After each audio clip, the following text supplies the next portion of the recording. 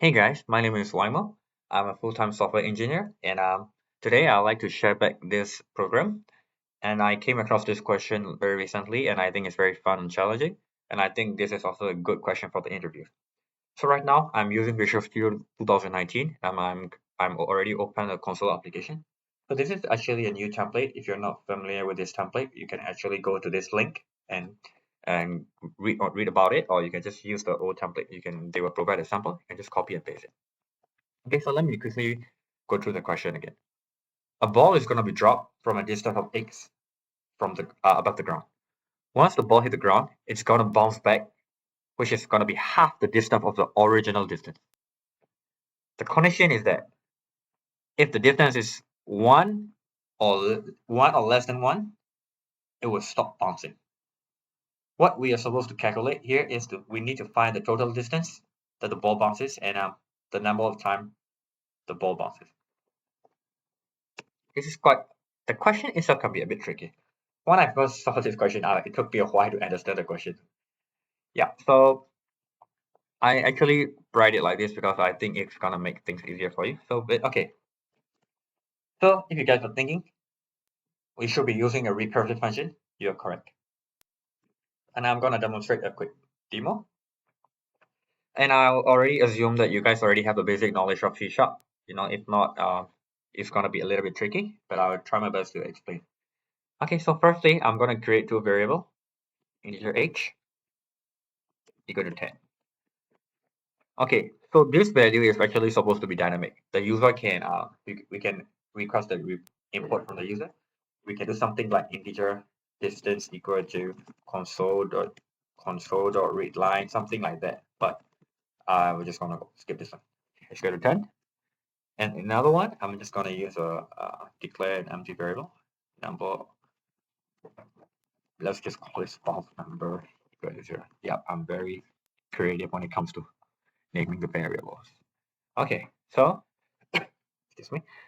Then I'm gonna create a function, get answers. All right. Okay, and then I'm gonna use passing the height, the initial distance. Maybe I should use initial distance just for simplicity's sake. Okay. Okay, and then here I'll just put distance and okay, bear with me for a while. And I'm gonna use the bounce. All right. I'll explain why I'm using a ref here. Okay, I'm gonna solve this later. Okay, now we're gonna call this function here. Double calculate distance equal to get answers, and we're gonna pass in the initial distance and ref bounce number. Okay. The reason why I'm using a ref parameter here is because this function by right is only gonna return one value only, but I want this function to return two values. One is calculating the number of bounds. Another one is the distance. And thus, I've created a variable here, and I pass by reference so that this value, once it's like passed here, it's gonna be manipulated here, and it's gonna be copied back to here. There are quite a number of ways to do it. You can use a global variable as well, but the reason I'm using is this because let's say you are going to pass this function to your friend, then it will be better this way for external usage. You can leave a comment on your thoughts about on this. Okay, so right now, every recursive function has a exit condition. Okay, so in here it's gonna be if the distance is less than or equal to 1, it will not bounce. So I'm gonna start with that. If distance less than equal to 1, then we return 0. 0 meaning that it will not bounce. Okay. Okay, then our main condition. This one we need to inside this function we're gonna be calling this function again by passing these values. So what's gonna happen is that also we need to keep on adding the distance, right? Like the previous distance, current distance, and the next time it bounces the next distance. So what I'm gonna do, initial distance plus initial distance plus, and then we're gonna call this function again, get answers. Initial distance, the moment it goes up again, is gonna be divided by 2. So what's gonna happen? Initial distance. Oops, sorry, my bad. distance divided by 2. Why divided by 2? Because like I mentioned, it's gonna be half the distance the moment it bounces back. This is the question itself, okay? And then we need to pass back this number also. So we just simply do bounce, because it's by we need to pass. Don't forget to pass by ref also. Response, okay? So we can safely assume that the moment it execute this line one time, it means that it is already bounce once. So what I'm gonna do, I'm just gonna simply put bounce plus plus. Okay, why am I getting this error? Because I'm not returning anything yet. So basically, return. Recursive functions are actually quite simple. There's always two main things, okay? This one is like unique for this case. Normally, it will not be there. So basically, this is the exit condition, okay? Exit condition. And this is the main recursive thing, recursive call. And there's always a condition. Sometimes it will be like let's say factorial case, it's gonna be negative -1, the previous number. Okay. All right. So before I actually run this function, let me go and excuse me, write down the let's trace through the code first. Okay, it's actually a good practice to do that. Okay, so here is 10.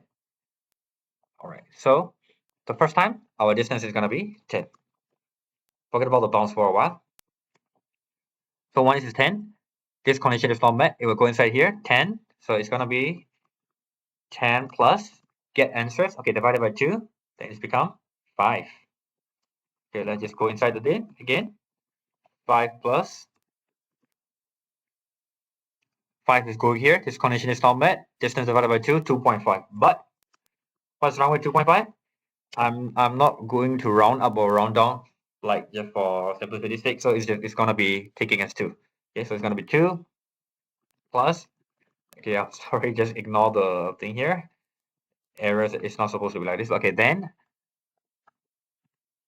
Okay, so it's 2 here. Going back again, 2 divided by 2, going inside the function again, it's now finally it's 1 here. The distance is 1. So finally, this condition is met. So it's going to be, what's going to return here? 0. Okay, so 2 plus 0, 2.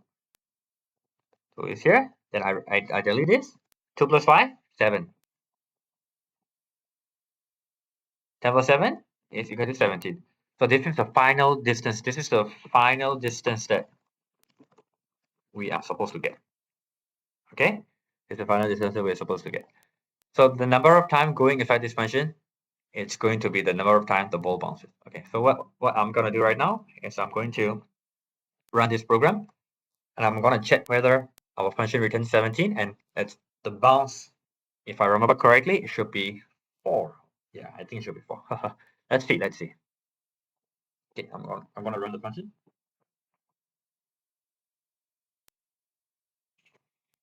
It's going to take a little while. Just bear with me.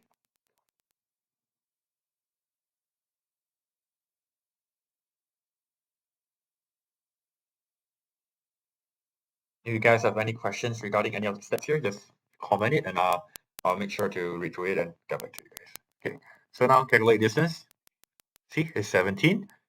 And okay, initially the bounce is set to 0, but I passed by reference analogy, it should be 4. See?